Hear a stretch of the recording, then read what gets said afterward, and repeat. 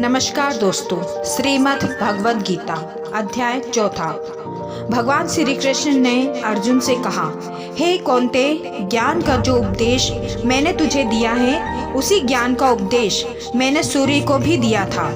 सूर्य ने यही अपने पुत्र मनु को दिया और मनु ने राजा इक्ष्वाकु को दिया। यह ज्ञान योग परंपरा से चला आ रहा है। इस ज्ञान को राज ऋषियों ने भी जाना तथा उसका अनुसरण करते हुए अपने जीवन का कल्याण किया। हे अर्जुन, यह ज्ञान कालांतर में समूचे भूमंडल से लुप्त हो गया था, जिसे विस्तार रूप से अब मैंने तुझे बताया है, क्योंकि तू मेरा परम प्रिय सखा है। सुनकर अर्जुन ने पूछा, हे केशव, आप मेरे सखा हैं। आपका जन्म भी इसी युग में हुआ है और मेरा जन्म भी इसी युग में हुआ है, लेकिन सूर्य तो पुरातन, फिर आपने यह ज्ञान सूर्य को कैसे दिया? तब भगवान श्री कृष्ण ने कहा, हे अर्जुन, हम दोनों के इससे पहले भी कई जन्म हो चुके हैं। मुझे इसका ज्ञान है, लेकिन तू अनभिज्ञ है। मैं समस्त प्राणियों का ईश्वर हूँ और जब जब धर्म की हानि और अधर्म की वृद्धि होती है तब तब मैं साधु पुरुषों का उद्धार करने के लिए, पापियों का नाश करने के लिए तथा धर्म की स्थापना के लिए प्रत्येक युग में अवतरित होता हूँ। हे अर्जुन, जो प्राणी मेरे दिव्य जन्म और कर्म को जानते हैं वही देह को त्याग कर मोक्ष प्राप्त करते हैं। जो भक्त मेरा स्मरण करते हैं मैं भी उनका स्मरण करता हूँ। जो प्राणी इस रहस्य को जानता है वही मेरा सच्चा शरणागत है। मेरे भक्त मेरे साथ जिस प्रकार का व्यवहार करते हैं उसी प्रकार का फल भी उन्हें प्राप्त होता है। हे अर्जुन, देवताओं में आस्था रखने वाले प्राणी धन धान्य एवं पुत्रादि की कामना करते हुए उनकी पूजा अर्चना एवं आराधना करते हैं। देवतागण उनकी इन अभिलाषाओं को पूरा भी करते हैं। हे अर्जुन, सृष्टि में गुण कर्म के अनुसार प्राणियों की रचना करने वाला भी मैं ही हूँ। चारों वर्णों का रचयिता भी मैं ही हूँ। इनकी रचना के समय ही मैंने इनके कर्मों का निर्धारण भी कर दिया है। इन प्राणियों में भी जो कर्ता या अकर्ता है उसे निश्चित रूप से समझ ले कि वह मेरा ही रूप है। प्राणियों के माध्यम से कर्म को करने वाला होने पर भी मैं कर्मों के बंधन में नहीं बंधता, क्योंकि कर्म फल के प्रति मेरी कोई कामना नहीं होती। इसलिए जो प्राणी मुझे तत्व से जानता है वह भी कर्मों के बंधन में नहीं बंधता। अतः हे अर्जुन, अपने पूर्वजों का अनुसरण करते हुए तू भी कर्म कर। भगवान श्री कृष्ण के मुखारविंद से बार बार कर्म करने की बात सुनकर अर्जुन ने पूछा, हे देवकी नंदन, आप बार बार मुझे कर्म करने के लिए हैं, लेकिन कर्म क्या है यह तो बतलाइए। इस पर भगवान श्री कृष्ण बोले, हे अर्जुन, कर्म, अकर्म और विकर्म क्या है, इनको तत्वतः अवश्य ही जानना चाहिए।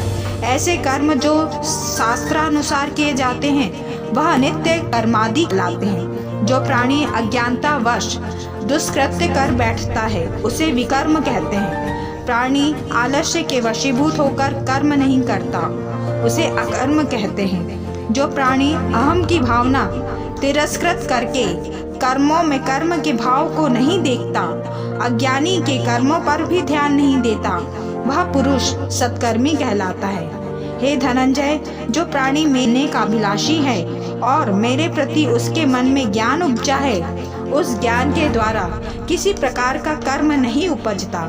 ज्ञान की प्रचंड ज्वाला ने जिसके सब कर्मों को जला डाला है, ऐसा प्राणी विवेकी पंडित कहलाता है।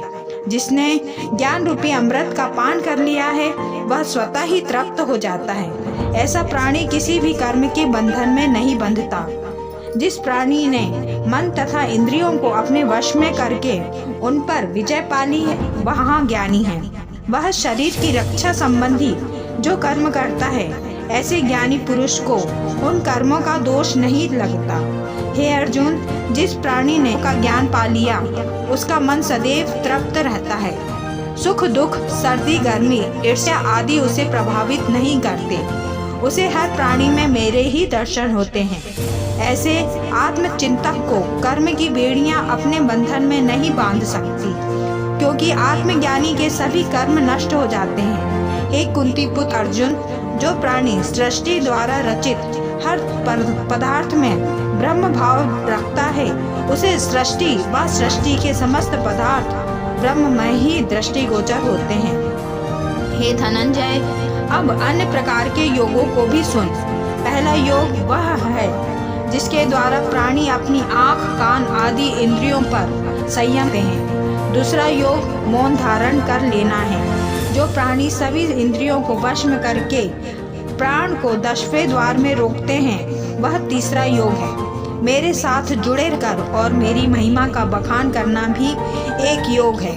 हे अर्जुन, श्रद्धा ही ज्ञान का दूसरा नाम है। श्रद्धावान प्राणी के द्वारा ज्ञान अज्ञानवश कोई पाप कृत्य होता है, तब भी उसका दोष उसे नहीं लगता। उसके सभी पाप समूह भस्म हो जाते हैं। सृष्टि में ज्ञान के समान पवित्र करता अन्य कुछ भी नहीं। जिसे यह ज्ञान प्राप्त हो जाता है, उसमें समत्व भाव का उदय हो जाता है। हे अर्जुन, इंद्रियों पर संयम रखने वाला और निष्कपट मन वाला प्राणी ही ज्ञान प्राप्ति के बाद परम शांति पाता है। जो प्राणी श्रद्धाहीन, स्वाध्याय न करने वाला, शंकालु प्रवृत्ति वाला और परमार्थ से विमुख होता है, उसे कहीं भीति नहीं होती। जिस प्राणी ने अपना सर्वस्व मुझे अर्पित कर दिया और जिसके संशय मिट गए हैं, वह कर्म बंधन में नहीं पड़ता। अतः हे अर्जुन, तू भी रखते हुए अज्ञानतावश हृदय में उत्पन्न हुए संशय को ज्ञान रूपी तलवार से काट डाल और युद्ध के लिए खड़ा हो जा। चौथा अध्याय समाप्त।